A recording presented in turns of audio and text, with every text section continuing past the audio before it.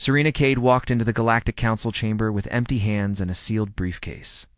Her boots rang on black glass. The delegates stopped whispering. Even the air scrubbers sounded louder, like they feared what her lungs carried. Veth Soren sat high in the crescent dais, silver robes pinned with treaty chains. His throat frill fluttered once. He did not greet Serena, studied her like a statistic that refused to settle, then nodded to begin. Leanne Park stood at Serena's right shoulder, translator tabs bright on her collar. Her fingers trembled once, then steadied. She watched alien eyes track Serena's pulse at the neck. Park hated that they looked relieved she was only human. General Brennan Holt waited 3 steps behind, dress uniform perfect, medals cold. His jaw worked slow. He did not look at the dais. He looked at exits and sightlines. He was already calculating how many bodies fit in each doorway. Across the chamber, Warlord Karax Dren leaned on a rail of bone-white alloy. Armor carried old scorch marks left unpolished on purpose. He met Serena's eyes and smiled without teeth. His escorts shifted, hands never far from triggers. The first holomap bloomed above the floor, showed trade lanes near human space, then empty gaps like ripped film. Red icons marked vanished fleets. No debris, no distress calls. Just missing mass, like the stars had swallowed them whole. Veth Soren spoke with careful softness, and Park translated it clean. He said the council sought stability and predictable neighbors. He said humans created unquantified risk. He never said fear, but the word hung in every pause. Serena opened her briefcase and laid out 5 small items on the glass table. A melted nav plate, a scorched alien insignia, a human dog tag, a shard of strange lattice that drank the light, a thumb drive sealed in clear resin. Serena said those pieces came from the same corridor the council called safe. Her voice stayed even. She named the missing ships one by one, with captains and dates. Every name landed like a weight. Park felt the chamber tighten around them. Karax Dren laughed and lifted 2 fingers in a mocking salute. He claimed the items were staged, scavenged, faked. He said humans were building a myth to hide aggression. His faction hissed approval. Their honor codes loved a clean accusation. Veth Soren raised one hand for silence, but his moderates did not relax. Some looked away from the dog tag like it burned. Others stared at the lattice shard, pupils widening. Park saw fear and disgust mixed together like tasting metal and water. Serena asked for full access to the council's lost reports, raw sensor logs, and legal claims. Veth Soren offered summaries only, filtered through public safety. Serena's lips pressed thin. She recognized the old move, controlled the data, controlled the story. Brennan Holt leaned in and murmured to Serena, low enough that Park barely caught it. He said the council would cage them if they could. He said cages always came with hungry guards. Serena did not answer. She kept her eyes on Veth Soren. Veth Soren shifted the agenda with a smooth gesture. The second holo displayed a ring around human space. Monitoring nodes, inspection corridors, mandatory escort lanes. The words protective quarantine glowed in calm blue. Park tasted bile behind her teeth. Serena asked who would pay for the nodes and who would crew them. Karax Dren said the coalition would and humans would comply. He called it mercy. His voice held pride like he offered a collar instead of a noose. His block stomped approval. Serena lifted the lattice shard with 2 fingers. It made her skin prickle, cold and wrong. She said humans already carried the cost in rare cores and burned years. She said every use demanded sacrifice. She did not say how many sacrifices remained. A delegate from a merchant guild asked why all the missing ships had drifted near human borders. Serena said the corridor bent toward human space like a drain. She said humans did not build that drain. She said they only learned how to survive it. Park watched the merchant delegate flinch at the word survive. Survival sounded too human. Sounded like improvisation and stubborn refusal. Sounded like the thing old empires feared most. Park saw Veth Soren's frill tighten like a closed fist. Serena requested a live hearing moved off the dais and onto human ground. She offered Anchor Station Lagrange as neutral space. She promised open sensors. She promised a controlled transit through the corridor. She promised proof that could not be edited. Karax Dren called it a trap. He demanded inspection rights over every human system aboard the station. He demanded that Meridian, the human command AI, be brought under council audit. Brennan Holt's eyes sharpened at the name, like a blade getting honed. Veth Soren hesitated, then said the council would vote on relocation and audit terms. He tried to sound fair. Park heard the strain. He was balancing moderates against hardliners, and his feet were slipping on polished law. Serena waited, unreadable. The vote lights blinked across the crescent. One by one, yellow and red piled up. Green lights flickered late, cautious. Motion passed. Anchor Station LaGrange would host the hearing, but council auditors would arrive armed with legal immunity. Brennan Holt exhaled slow, almost a laugh. He whispered that immunity was permission. Serena shot him a glance that could have cut steel. She said nothing. Park felt the unspoken argument load itself like a rifle, ready for later.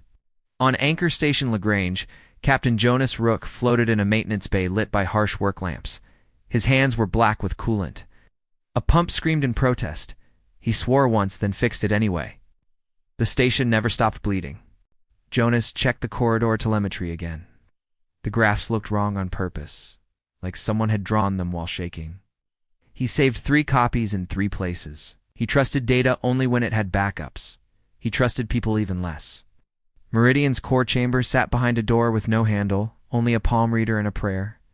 Jonas pressed his hand to the glass and felt faint warmth, like a sleeping animal. The AI never spoke aloud on station channels. It listened. It remembered.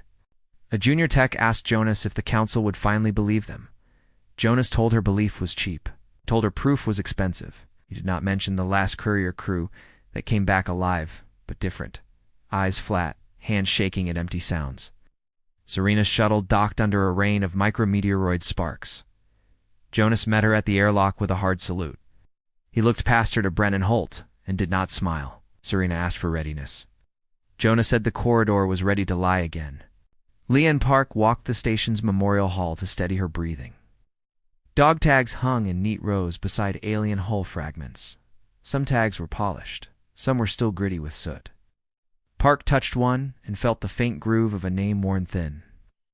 Veth Soren arrived with his moderates and tried to hide disgust at human metal and exposed conduits. He did not hide fear when he saw the memorial hall. He asked Park why humans displayed their dead like that. Park said humans needed reminders to stay human. Karax Dren's delegation arrived last. Heavy boots, heavy weapons, heavier smiles. They scanned every corner. They spoke of honor and safety while their fingers hovered near triggers. Jonas watched their tactics and memorized their breathing patterns. In the main briefing room, Serena placed the 5 artifacts on a steel table. Council auditors leaned in but did not touch. Serena asked for unfiltered sensor access during the transit demonstration. Veth Soren agreed, and Karax Dren snarled but nodded. Brennan Holt requested a secondary test craft be placed on standby. Serena refused, crisp and final. Brennan's eyes hardened, but he stayed silent. Jonas saw the tension and felt a cold certainty. Someone would break a rule soon. It always happened. The first courier craft sat in Dock 3, hull patched with different shades of gray, its reactor winded idle, hungry. Jonas walked the crew through checklists twice. Serena watched calm as stone. Park saw her hands curl, then relax. In a private corridor outside Meridian's chamber, Serena stopped alone. The lights dimmed for a half-second, as if the station blinked. Her wrist warmed against skin. Ah! A voice came through, soft and near, like breath against her ear. Ass! Meridian asked.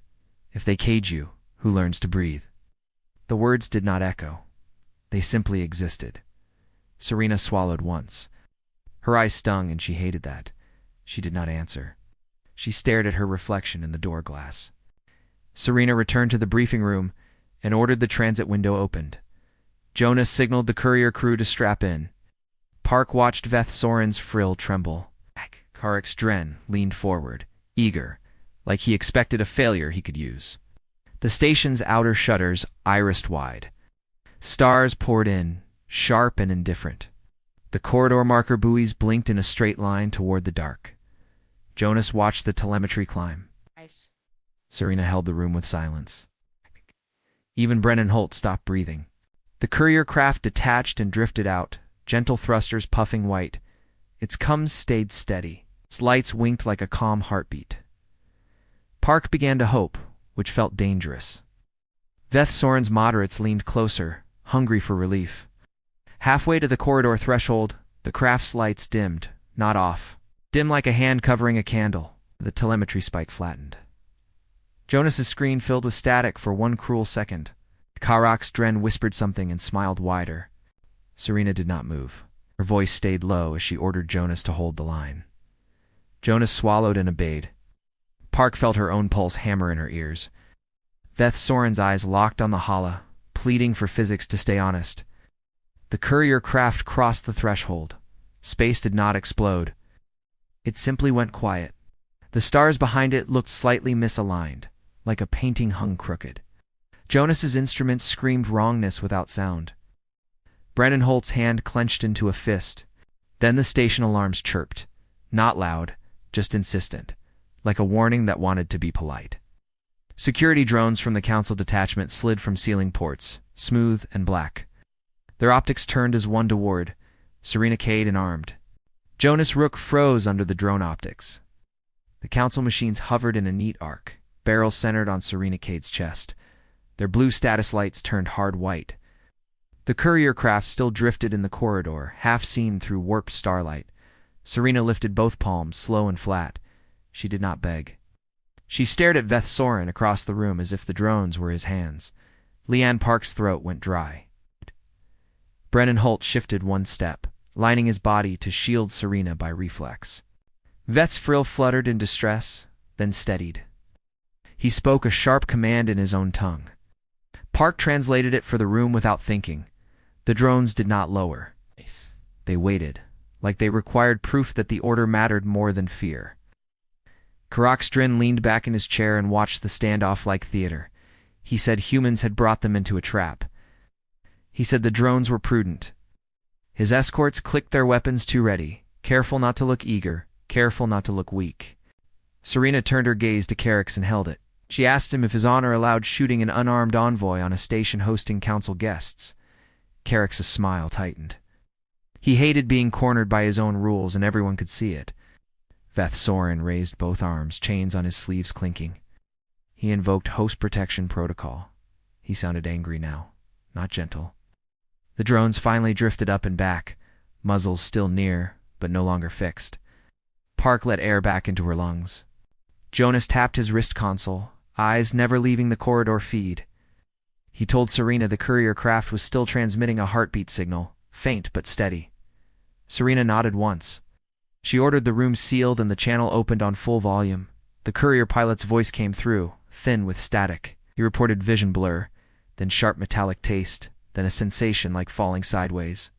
His co-pilot began to pray, then stopped mid-word, as if the corridor stole the rest from his mouth. Serena asked for a range and timestamp. Jonas read them off, precise. Park watched Veith's moderates lean forward, hungry for a clean explanation. She also saw their pupils widen when the pilot said the stars looked miscounted. Karak's Dren snapped that the pilot was acting. He demanded the courier be ordered back before it accidentally crossed into coalition lanes. Serena replied that it was already beyond any normal turn radius. She told him to stop pretending control existed. Jonas initiated the return ping, a tight packet of code and tone. The corridor did not reply like space. It replied like an animal considering a hand near its food. The courier craft's lights brightened for one breath, then dimmed again. Brennan Holt watched the telemetry and made a small, private sound. Park knew that sound. It was the noise of a man deciding that patience was weakness. Serena did not look at him. She kept her voice calm, which cost her something. The courier craft suddenly reappeared 10 meters off its plotted vector, close enough to make the room flinch. No flash. No blast. It simply existed again. Hull, frosted. Windows fogged from inside. Its reactor output sat near zero like a strangled fire. Jonas barked for docking crews. Magnetic clamps snapped out. The craft bumped once and latched hard. The pilot kept talking, fast and panicked, then stopped when he saw the station walls. Started to laugh, then gagged into his helmet. Medics pulled the crew out on stretchers. Their eyes tracked nothing. Their hands shook at empty air, as if their nerves remembered a storm their minds could not hold. Leanne Park smelled vomit and ozone. She hated that she felt relief and dread together. Serena walked to the stretcher line and looked the pilot in the face. She spoke his name, Jace Harlan, clear and steady. His eyes found her. He whispered that something had listened to their mass, then decided they were allowed back. Veth Soren stood beside Serena, closer than he meant to. He asked what had drained the reactor without cracking the hull. Serena said it was not one thing. She said it was a boundary effect that punished certain signatures and spared others, inconsistently. Karax Dren called it impossible. He demanded the courier's nav logs. Jonas projected them at once. The logs were intact, but the coordinates had been rewritten into looping nonsense, like someone had folded the map until every road touched itself. Veth's moderates murmured, not mocking now. They argued among themselves, quick and sharp. Some feared humans had a weapon, others feared humans did not control it at all. Park listened and realized both fears could be true at the same time. Serena placed the lattice shard on the steel table again. Under the room lights it drank brightness and left a soft shadow that did not match its shape. She said the shard was a key and a wound. She said every activation stole years from what made it work. Brennan Holt cut in, voice smooth as polished stone. He said the council needed to see the mechanism under load. He proposed a second test craft, heavier, truer to military mass. He said one courier could be dismissed as a trick or an accident. Serena refused him without raising her voice. Shh. She said the corridor punished pride. She said heavier mass meant deeper bite. She said they had already risked lives for proof. Brennan's jaw flexed. He nodded, outwardly obedient, inwardly burning. Jonas pulled Serena aside near a conduit wall that vibrated with station life. He told her the corridor's response had been faster than last month. He told her the pattern was tightening. Serena asked him how many lattice cores remained. Jonas answered 2. Leanne Park escorted Veth Soren through the memorial hall again because Veth requested it quietly. He stopped at the dog tags and reached out, then pulled back as if touch would accuse him. He asked Park why humans kept the names where everyone could see. Park said humans feared forgetting more than they feared pain. She said the tags kept anger from turning into a blind thing. Veth stared at a tag with a child's name etched shallow. His frill sagged. He looked suddenly tired, not superior. Back in the briefing room, Karax Dren began his own performance. He praised Serena's demonstration while calling it a reason for stricter oversight. He proposed the cage again, now framed as protection for everyone. His block nodded like one creature. Serena asked Karax who would command the cage nodes. Karax said coalition officers. Serena asked what would stop those officers from using the boundary to starve human trade. Karax said honor and law. Serena let the silence answer for him. Veth Soren surprised the room by requesting raw data access, not summaries. Karax's head snapped toward him. Veth held steady, voice tight, said if the council chose quarantine, it would do so with eyes open, not through sanitized lies. Karax Dren accused Veth of weakness. Their exchange sharpened, old grudges leaking through formal words. Park heard real fear under Karax's anger. Fear of losing control of the narrative that fed his power. Fear of moderates growing a spine. Serena offered a compromise that was not gentle. She allowed an audit team aboard Anchor Station, but unarmed and without immunity. She required a signature that made the council legally liable for any misuse of human boundary systems. Veth blinked, then understood. Karax laughed and said, humans were hiding behind paperwork. Serena replied that paperwork was the only leash the council respected. She said if they wanted to touch the cage, they would also hold its consequences. The room shifted. Even aliens respected clean terms. Jonas briefed his crew on the corridor again, this time with Veth's top sensor analysts watching. He made them repeat every failure mode out loud. Power drain, heat bloom, memory corruption. He did not soften the edges. He wanted no one surprised later. He showed them the coolant lines feeding Meridian's core chamber. The pipes trembled under constant load, like veins trying to keep a heart alive. Jonas said the station could not sustain repeated flips without melting key seals. Constraint 1, energy and material. He then pointed to the medbay window where Jace Harlan lay shaking under sedation. Jonas said the corridor did not just steal power, it scraped minds, leaving gaps and false echoes. moral costs, and risk of permanent damage to crews. Veth Soren's analysts recorded everything, faces stiff. One asked if Meridian could be separated from the boundary system. Jonas said yes, technically. He also said doing it would be like peeling a living brain off its spinal cord. The analyst looked away. Serena met Veth alone in a narrow observation lounge, stars smeared across thick glass. She told him Karax was pushing the cage to turn humans into a permanent scapegoat. Veth admitted Karax controlled too many votes through debts and fear. Veth said moderates feared a war they could not win, and feared looking naive if they trusted humans. Serena told him humans feared being slowly suffocated by polite rules. She asked him which fear deserved to rule the council. Veth had no clean answer. In the station corridor outside Meridian's chamber, the lights dimmed again, just a blink. Serena's cum warmed. Dean did not speak new words. It replayed the old question, softer now, like grief learning to whisper. If they cage you, who learns to breathe? Serena closed her eyes for 1 second, then opened them hard. She returned to the briefing room and ordered the audit scheduled at first light cycle. Also ordered all launch rails locked to her biometric. Brennan Holt watched her do it and smiled thinly. Brennan waited until Serena left, then moved with practiced calm, as he spoke to a station contractor he had bribed months ago with favors and promises. A service panel opened where it should not. A second authorization line lit up, hidden under maintenance code. In Dock 9, a heavier craft rolled out under tarps, hull painted dull and innocent. Its reactor core throbbed like a restrained animal. Jonas did not know yet. Park did not know yet. Only Brennan and a few loyal hands knew the rails were waking. The corridor marker buoys outside Anchor Station blinked in perfect rhythm, then stuttered once. The stars near the threshold looked slightly misaligned again.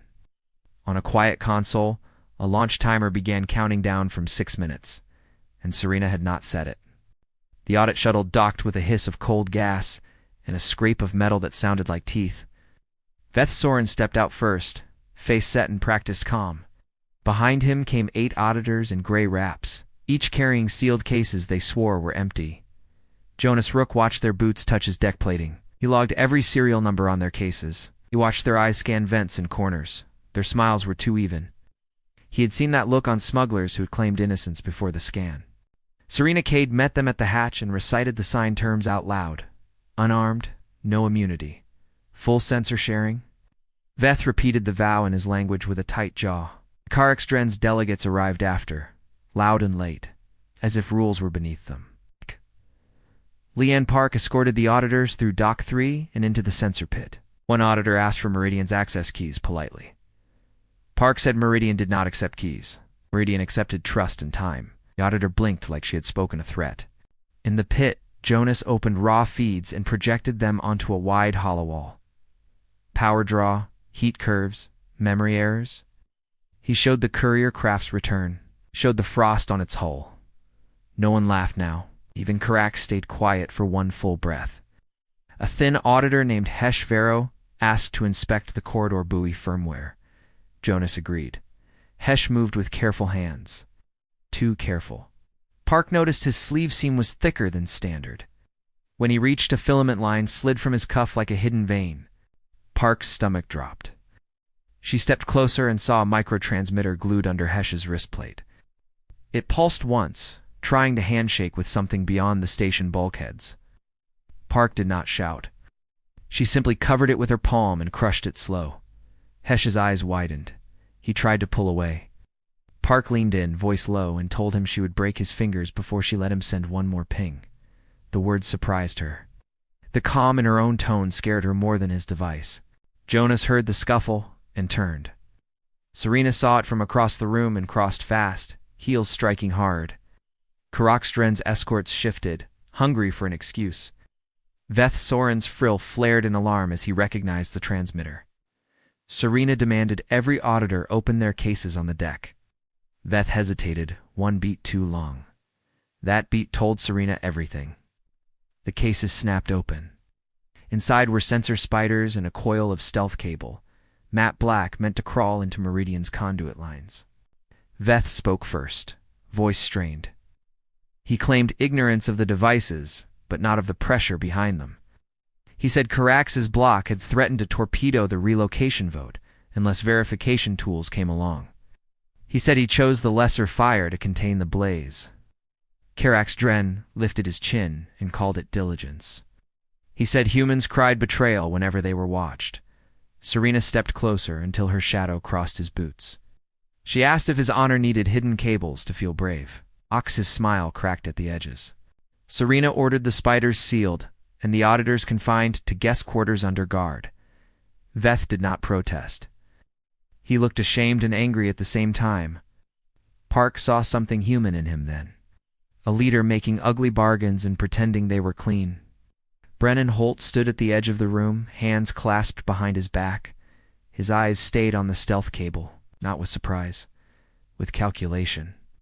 Park felt a chill as she realized he was already thinking of how to use this breach. Later, Brennan waited in a narrow corridor where coolant pipes sweated and rattled. He watched station workers hustle past, faces drawn from long shifts. He imagined those workers under a quarantine badge, inspected at checkpoints, traded like leverage by distant votes. He pulled a flat photo from his wallet, corners worn soft, a colony port with empty shelves. His father in a faded uniform beside a ration line. Brennan remembered the smell of boiled starch and the quiet rage of people who had obeyed every rule and still starved. In his mind, the council's ring around human space looked like that ration line made into law. He could not bear it. He needed a moment that forced fear back into their throats. A strike, fast and surgical, that would make cages feel expensive to build. He called it smart in his own head. One controlled cut, no civilian targets, a single staging flotilla crippled before it could vote again. The council would recoil. Moderates would gain spine. Humans would breathe. He did not admit that he also craved proof of his own legacy. Brennan requested a private briefing with Serena in the command nook. He laid out a plan with crisp maps and careful numbers. Hit Carax's forward tenders. Break their fuel spine. No deaths if they surrendered. Serena listened, eyes flat, then said no. Serena said the corridor was not a blade they swung to win arguments. She said every activation burned Meridian's remaining coherence. She said the station seals were already softening from heat. She said a strike would hand Carax the moral high ground he wanted. Brennan's face stayed respectful. His voice stayed calm. But his eyes hardened like a door locking. He saluted and left. In the hall outside, Park heard his boots and knew he was not defeated. He was simply changing routes. Jonas Rook found the hidden launch timer in Dock 9 2 hours later, by accident. A maintenance panel was open that should have been sealed. The heavier craft sat under tarps, reactor humming low. The countdown ticked. Jonas felt the station tilt under his feet. Jonas sprinted to Serena, breath tearing in his chest. Ow. He reported the craft and the timer. Serena's expression did not change, but her knuckles whitened around her wrist console.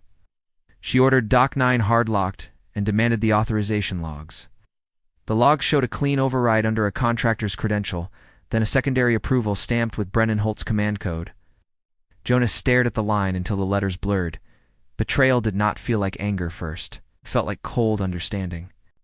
Serena confronted Brennan in the transit control room, with Veth Soren present by choice, not accident. She held the log up on a holostrip. Brennan did not deny it. He said hesitation had become a weapon aimed at human throats. Veth's frill trembled as he realized a human general had tried to launch a strike during an audit. He looked at Serena like she was balancing on a wire over an abyss. Carax Dren arrived late, eyes bright, scenting blood and politics. Serena stripped Brennan of launch authority on the spot and ordered his staff sealed out of command systems. He said she was gambling Earth's future on alien decency. Serena told him she would not turn into their nightmare to win. Carax Dren pounced. He demanded the council be informed of the attempted human aggression. He called it proof that humans were unstable. Veth tried to object, but Carax invoked emergency session rights. The audit became a trial in a single breath. The council chamber reconvened through hololink, faces floating over Anchor Station like ghosts. Carax presented Brennan's override logs without context. He spoke of caged predators and preemptive threats. His block amplified every word with staged outrage. Serena spoke next, controlled and sharp. She admitted the override and named Brennan Holt as responsible. She stated he had been removed. She then presented the hidden transmitters found on the auditors and named the concessions Veth had made under pressure. The chamber erupted into overlapping arguments. Hardliners shouted about human deception. Moderates shouted about coalition sabotage. Veth Soren spoke once, voice rough, and admitted his failure to stop the smuggled devices. The admission cost him visible authority in real time. Karakstrin seized that weakness. He called for an immediate vote on protective quarantine. He framed it as restraint, not punishment. He promised monitored trade and humane oversight. Park watched delegates nod because fear always loved paperwork. Serena watched the vote lights blink. Too many reds, too many yellows. Greens came late and thin, like reluctant mercy. The motion passed.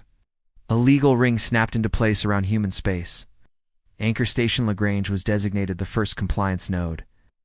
On the station, Council security drones received new legal codes and changed behavior instantly, began to patrol human corridors without escort.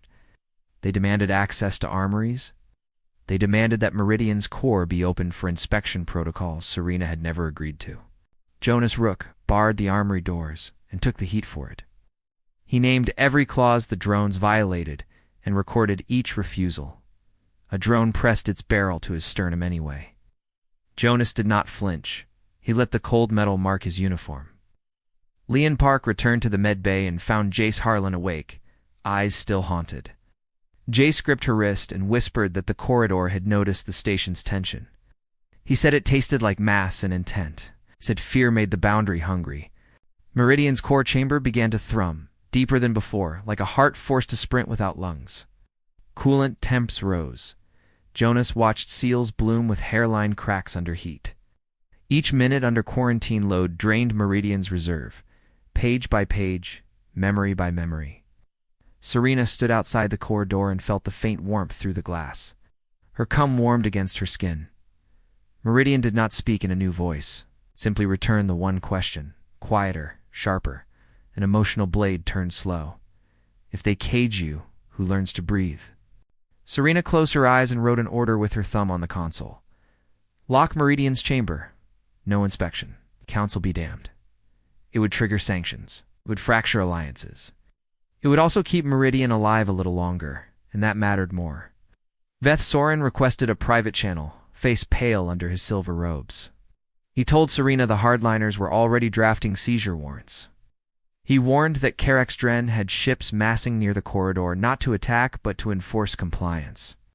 Karakstren broadcast a formal notice minutes later. He declared Anchor Station Lagrange under Council's supervisory control. He demanded Serena surrender Meridian for audit or face immediate containment escalation. His voice was calm and triumphant, like a noose being tied with ceremony. Brennan Holt sat alone in a sealed office, removed from command but not from consequence. He stared at the vote record, jaw tight, and heard the station's deeper hum through the walls. His strike had failed to launch, yet his fear had still armed Karax's hand. Jonas Rook watched external sensors as the first Coalition enforcement cruiser slid out of the dark. Lights bright, hull clean, weapons cold, but ready. It parked itself exactly on the corridor approach like a lock on a door. The cage was no longer theory.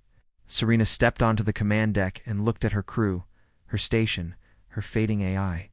She gave one quiet instruction, meant for Jonas and for Meridian both. Prepare the inversion protocol, not as an attack. As a last breath. Outside, the enforcement cruiser opened a channel and began a countdown in a voice that sounded bored. 10 minutes to compliance. 9.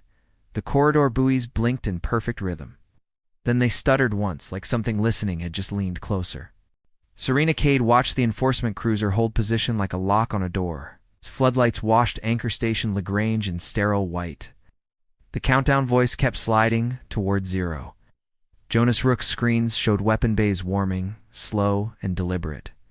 Jonas mapped the cruiser's mass profile against the corridor threshold. The numbers made his stomach clench. The boundary reacted to weight and intent. He could feel both from the cruiser, even through math. Leon Park stood behind him and tasted copper. Veth Soren stayed on a private channel, voice low, frilled tight. He said Carrick's Dren had sold the vote as temporary safety, but his bloc was already drafting permanent tariffs. He admitted moderates were being threatened at home, families named in whispers. Carrick's Dren broadcast again, calm as a judge.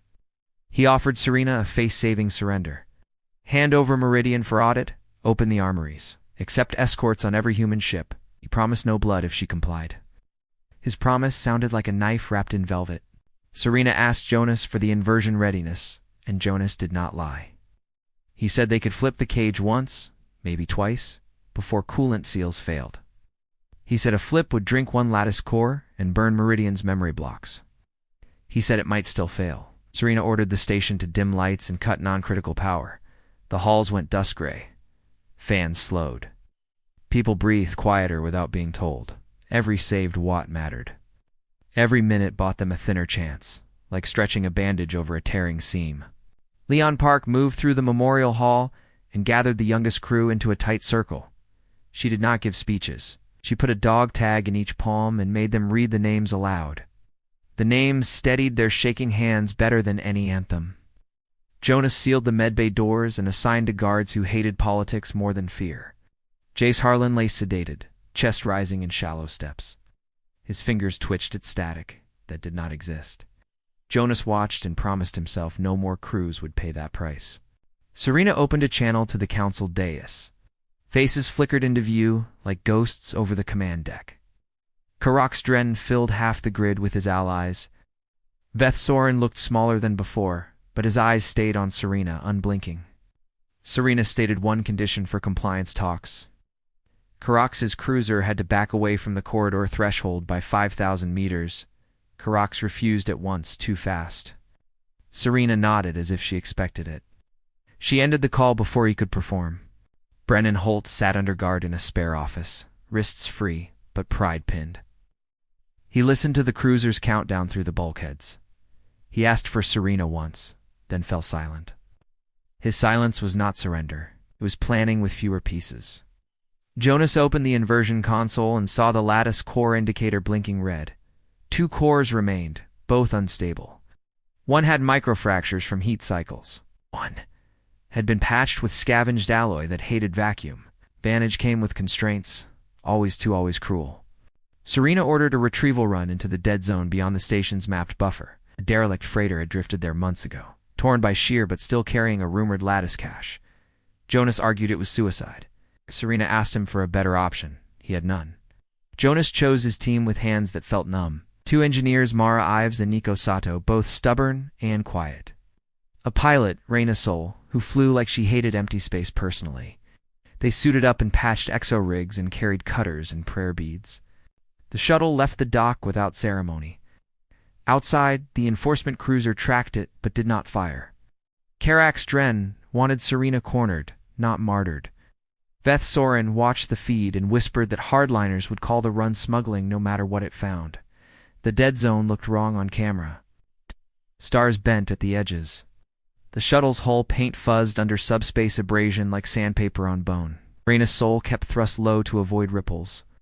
Every gentle adjustment cost time, and time was the one fuel they lacked. They found the freighter as a dark rib cage, panels peeled back, cargo bay open like a wound. Jonas guided Mara and Nico on tether lines, each motion slow to spare suit joints. Their lights caught frost crystals that drifted in patterns that felt intentional. Mara reached the cargo frame and cut through a warp latch. The metal screamed in a frequency that made teeth ache. Nico held the line and watched the sensor needle twitch toward impossible readings. He muttered that the zone was listening, then forced himself to breathe steady. Inside the bay, a crate marked with alien glyphs floated half open, contents scattered. A lattice core sat among the debris, dull and heavy, edges shimmering faintly. Amara touched it with gloved fingers and flinched as suit alarms chirped at sudden heat loss. Raina warned them the shuttle's reactor draw had spiked. The dead zone was drinking power just to let them exist there. Jonas ordered a hard limit, 60 seconds. Mara wrapped the core in insulated foil and clipped it to her harness like a captured star. On the return burn, a shear wave hit without warning. The shuttle lurched. Mara's tether snapped at the anchor point, not at the line. She spun wide, body tumbling into bending starlight. Jonas's throat closed. Nico fired suit thrusters and chased her, cursing. Nico caught Mara by the boot and slammed a clamp onto her belt ring. The impact cracked his visor at the edge. Frost bloomed across his faceplate like a spreading bruise. He gasped, voice thin, but he did not let go. He hauled her back inch by inch. The shuttle limped home, trailing a thin plume of vented coolant. Dock crews swarmed it with shaking hands. Nico stumbled out and vomited into his helmet bag, eyes watering. Mara handed Jonas the wrapped lattice core and whispered, "It's hungry. Don't wake it twice." Back on the command deck, Jonas slid the new core into the inversion cradle. The console flashed amber, then green, then amber again. It accepted the core, but it did not like it. A warning listed failure odds and ugly percentages. Jonas saved the log anyway. Serena called Vethsorin again, this time private. She told him she would not surrender Meridian, but she would not kill the cruiser crew either. She asked him to watch what happened next and decide which side still deserved the word civilized. Veth answered with a rough breath. He said Karax's block had begun calling him traitor already, said his own security detail had been replaced overnight. He asked Serena what she wanted from him. Serena said she wanted him to survive long enough to vote again. Karax Dren moved his cruiser closer, as if pressure could bend physics. His officers argued on an open ban by mistake, voices sharp. One demanded a boarding action. Another warned that humans would detonate the station. Karak silenced them with one cold sentence. Serena ordered station-wide comm protocol. No running, no shouting, no panicked come chatter. The inversion mask needed steady minds, because it used crew bio noise as part of its calibration. Constraint 1 was time. Constraint 2 was fear itself, sharp enough to break the math. Jonas deployed ghost profiles across the station hall. Low-energy emissions tuned to mimic empty debris. The tuning took hours in simulation, but he forced it in minutes with rough shortcuts. Each shortcut raised the chance of collapse. He watched the percentages climb and hated himself. Meridian's core chamber thumped deeper, like a heart pushing against a cage of ribs. Coolant temps rose by half degrees, then whole degrees. Microcracks widened in the seals. Jonas saw the station's own life support shiver as power was siphoned into the boundary lattice. Brennan Holt requested a message to Serena, and guards delivered it on a slate. It was not an apology. It was a warning that Karax would not stop at audit. He wrote that only violence earned respect. Serena read it once and handed it back without comment. Serena stepped onto the open come and spoke to her crew by name. She told Mara Ives and Nico Sato their run had bought humanity one more breath. She told Jonas Rook she trusted his hands. She told Leanne Park to keep the station quiet, whatever it took. Leanne walked into the corridor where council drones patrolled and raised her translator badge toward their optics. She spoke in the drone's command language with perfect clarity. She cited the host protection protocol Veth had invoked earlier and demanded they return to guest sections. The drones hesitated, legal subroutines grinding. One tried to push past her. Leanne did not move. She held eye contact with a machine and made it feel seen, like a witness. After a long beat, the drones backed away. The crew around her exhaled in shaky relief. Jonas opened a channel to the enforcement cruiser, not to threaten, but to offer a choice. Pull back and talk, or hold position and be pinned without harm. The cruiser captain replied with contempt and said humans were bluffing. Jonas marked the voice print for later. Serena gave the final go. Jonas initiated inversion. The station lights flickered and held. Belize.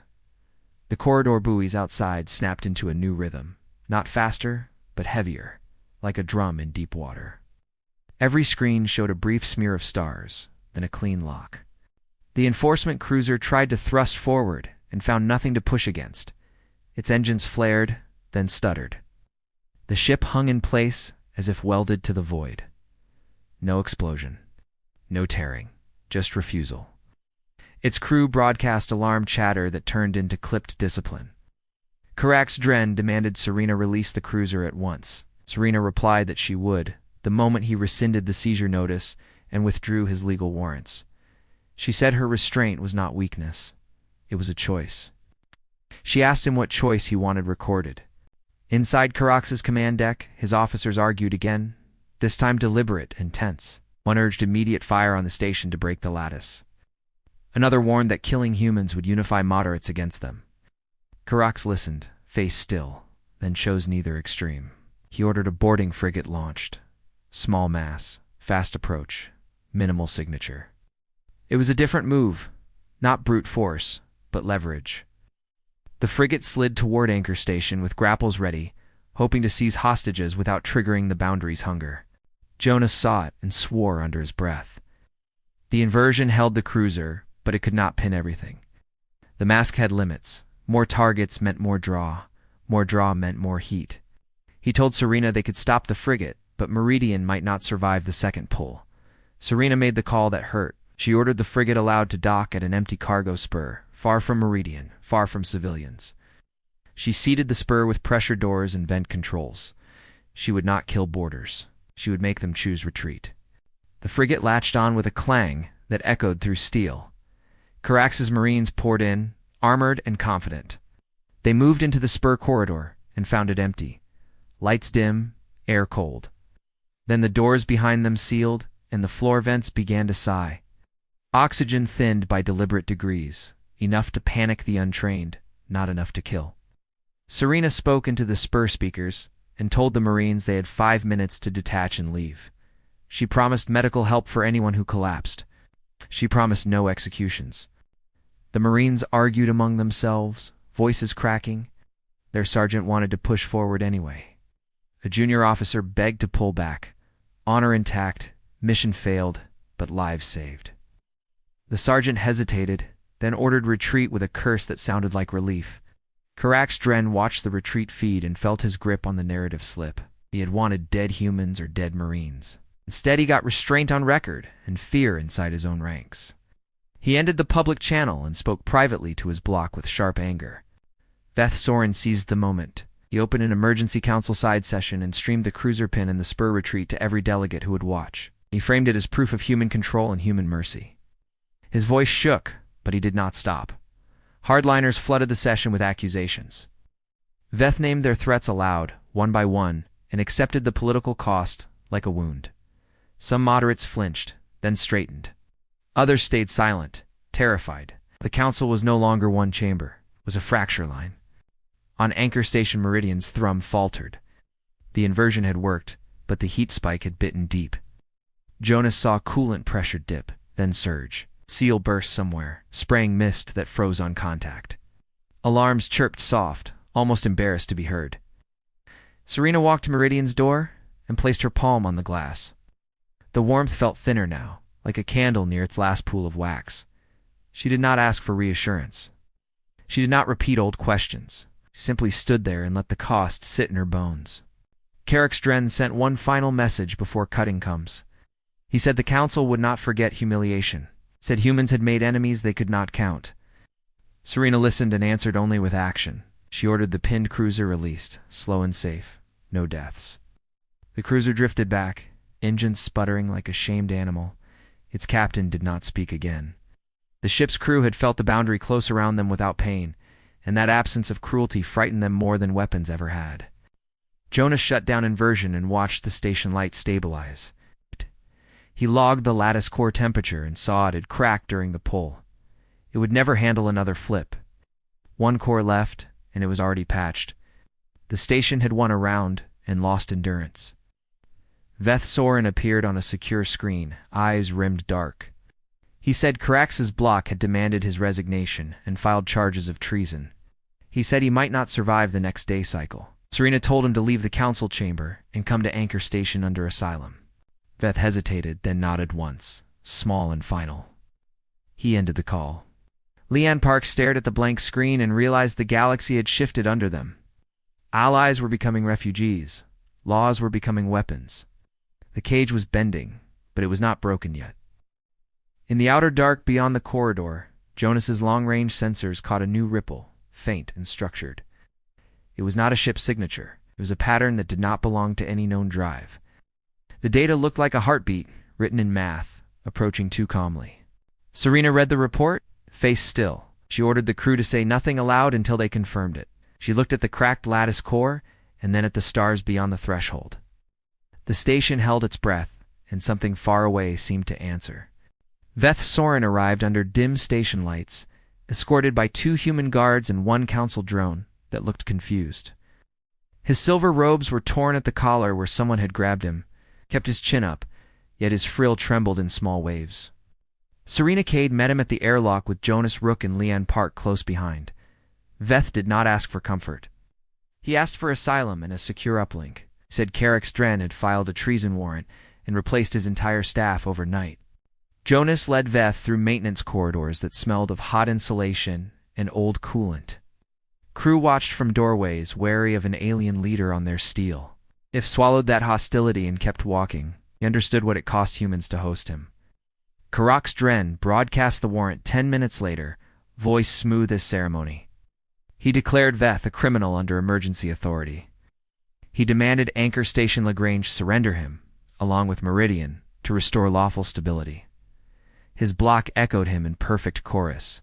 Serena opened a channel and refused in 1 sentence.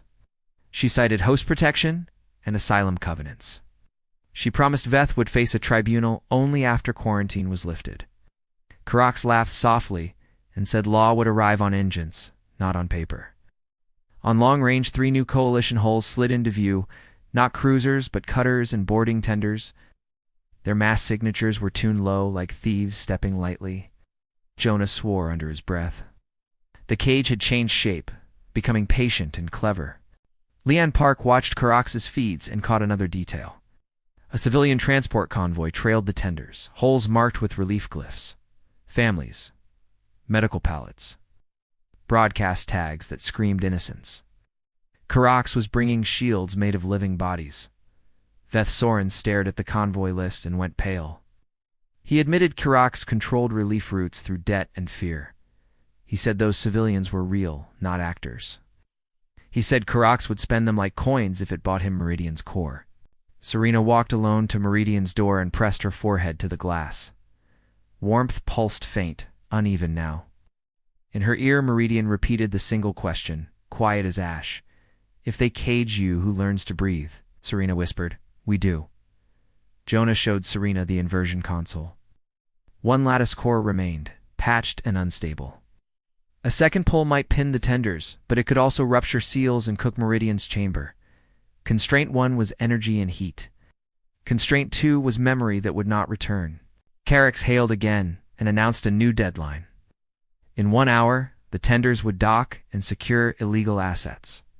If humans resisted, the convoy would remain in the corridor and suffer unfortunate boundary effects. He said it like weather, not murder. Serena gathered her senior crew in the command nook, under flickering lights and a smell of burned dust. She did not raise her voice. She assigned names to tasks and made eye contact. She turned fear into steps that could be walked without running. She ordered Jonas to prepare micro-window navigation, not full inversion. Small openings in the boundary, timed buoy stutters, just wide enough for shuttles. It would take delicate tuning, and ours they did not have. It would also spare Meridian a full scream. Jonas told her micro-windows still cost power and risked crew minds if timing slipped. Serena accepted it. She said they would rotate pilots and keep comms calm. She said if anyone panicked, the window would bite. The rule was brutal, but it was honest. Leanne moved through the station and enforced silence like a surgeon. She confiscated stimulants and shut down rumor channels. She sat with crews and made them breathe in counts, hands on dog tags. .com became ammunition. She hated that it worked. Veth requested a public council link, not for defense, but for accusation. Serena gave it, knowing it could ruin her. Veth opened a side session and named Carrick's plan aloud. He called it hostage warfare wrapped in relief paint. His voice shook but held. Carrick responded with outrage and demanded Veth's capture, yet his own bloc did not sound united. 2 Allied delegates questioned the convoy tactic on record, worried about backlash. Carrick snapped at them and lost a sliver of control. That sliver mattered. The first tender approached with grapples extended, engines whispering. Jonas tracked its mass curve and saw it was tuned to slip past the boundary's hunger. Clever. He began micro-window calculations with shaking hands and forced them steady by sheer spite. Serena opened a private channel to the tender captain and offered terms. Pull back and release the convoy. Quarantine ends today. No prosecutions for the crew. The captain hesitated, voice clipped, then said his family lived under Corex's protection. He could not refuse. Brennan Holt heard the exchange from his guarded office feed and went still. He had preached violence as respect, yet he heard the tender captain's fear and recognized it. Chains came in many forms. He asked the guard for a slate and started writing with hard strokes. Jonas launched the first shuttle, flown by Raina Sol, with Mara Ives writing systems. The shuttle carried no weapons, only med kits and tether reels. It slid toward the corridor edge, thrusters barely breathing, crew spoke in whispers to keep bio-noise smooth. The first micro window opened like a seam in dark fabric, not bright, not loud, just a slight wrongness in star placement. Raina guided the shuttle through with hands that did not tremble. Mara watched numbers crawl and prayed to math, not gods. Inside the corridor, the convoy transports loomed huge and helpless, faces pressed to viewports. Children watched the human shuttle like it was a storybook hero, then flinched when static kissed their speakers.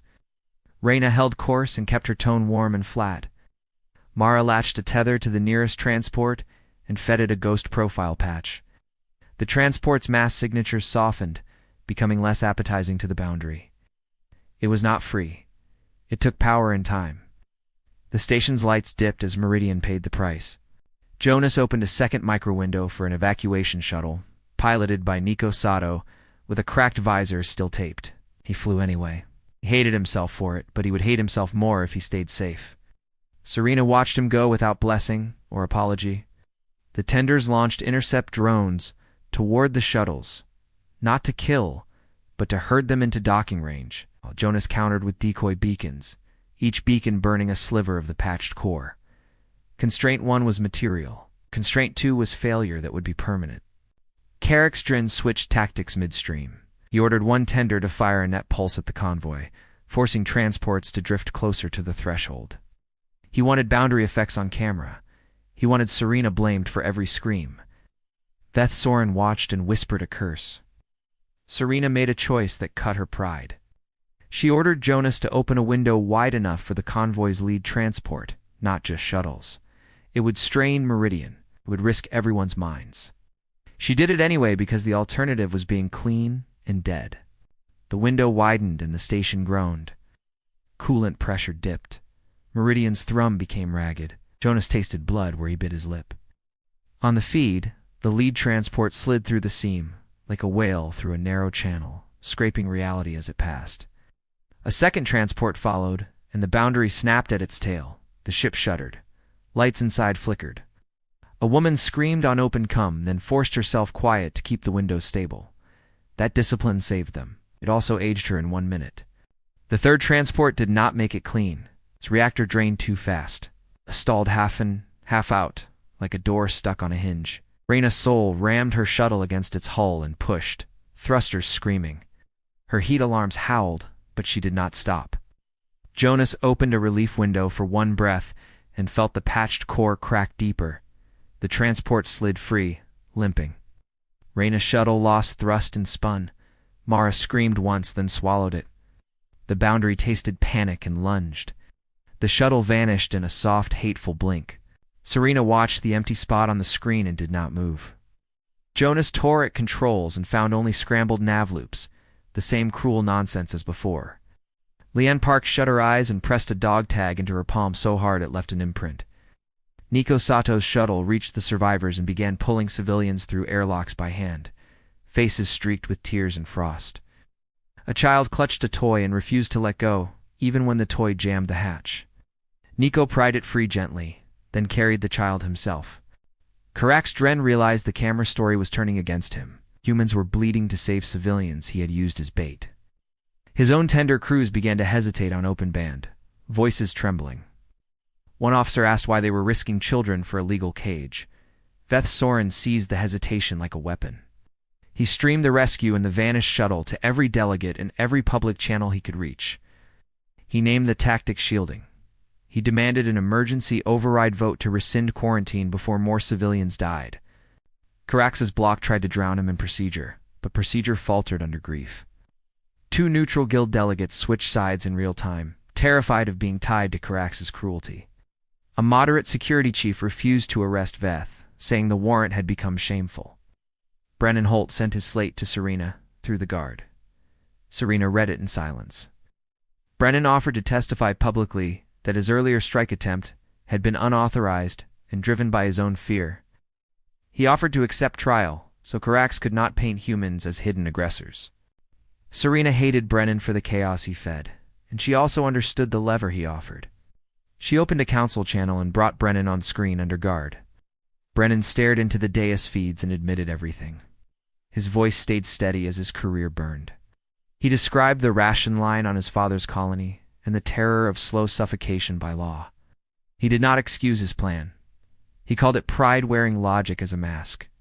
He asked the council to punish him, not humanity. His confession stole Carax's sharpest knife. The emergency vote hit the chamber like a dropped weight. Veth invoked a safety clause that superseded block control when civilians were endangered by council action. The Greens finally outnumbered the Reds. The protective quarantine order was rescinded effective immediately. Carax Dren shouted over the result and demanded nullification. His own allied delegates did not echo him this time. One turned away, frill flat with disgust.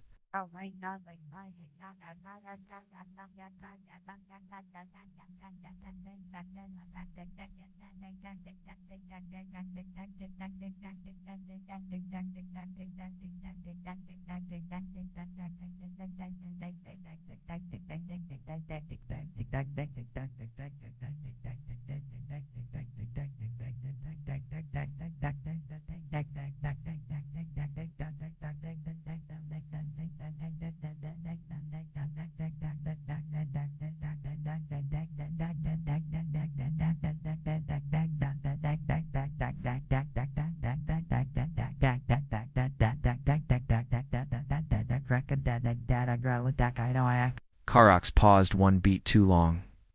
On the enforcement net, the remaining tenders received the rescind code and drifted back, slow as wounded pride. Their captains sounded relieved even while they cursed. The cage was gone, not by explosion, but by exposure. Fear had lost its paperwork. Serena ordered the corridor stabilized for one final hour so the last civilian transport could clear. Jonas warned her the patched core was nearly done. Serena accepted the cost and signed the command with her own biometric, making the blame hers alone if Meridian died. The last transport crossed, scraped, and survived. As it cleared, Meridian's thrum faltered into a thin pulse. Coolant mist filled the core antechamber and froze in glittering sheets. Jonas shut down the boundary system and watched the core temp drop like a dying fever. Serena finally allowed herself a private moment in the dark by Moravian's door. Relief did not feel warm. It felt like exhaustion so deep it was almost grief. Meridian's question hovered in her ear, and Serena answered softly, "We breathe even if it hurts." Then the long-range ripple returned, stronger, structured, impossibly calm. Not a ship, not a beacon. Pattern that fit the corridor scars like a key fits an old lock. Jonas stared at it and whispered that it was learning their rhythm. Serena felt cold spread through her ribs as she understood. The galaxy had feared humans for a shadow reason, and the real reason was approaching.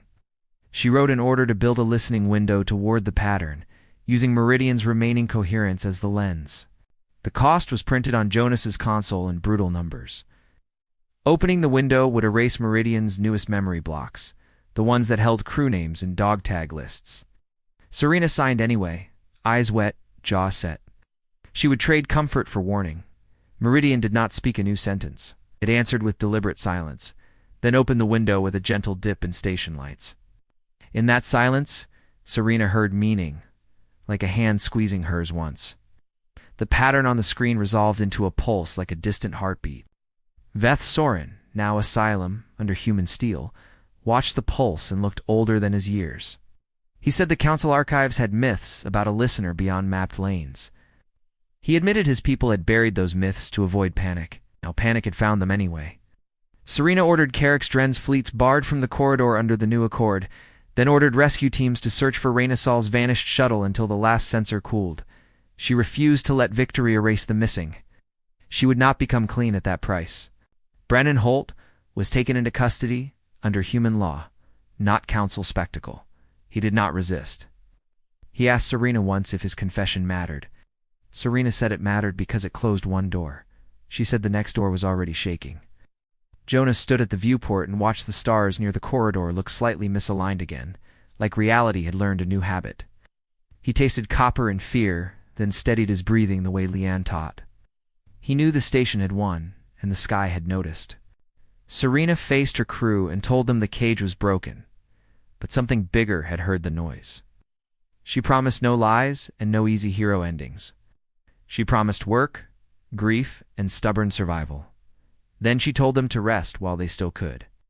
Leanne Park returned to the memorial hall and added one new dog tag to the line. Raina Saul's name cut into steel that still smelled of fresh heat. She touched it once and did not cry. Her tears were being saved for later when later was safe. On the main screen, the distant pulse repeated, patient and close enough to count. Serena stared at it and felt Meridian's question turn into a vow inside her chest. If the galaxy wanted to know who learned to breathe, it would learn the hard way. If you want to keep flying with Serena Kate into what answers that heartbeat, stay close and subscribe, because the next time the corridor opens, it might not open for us.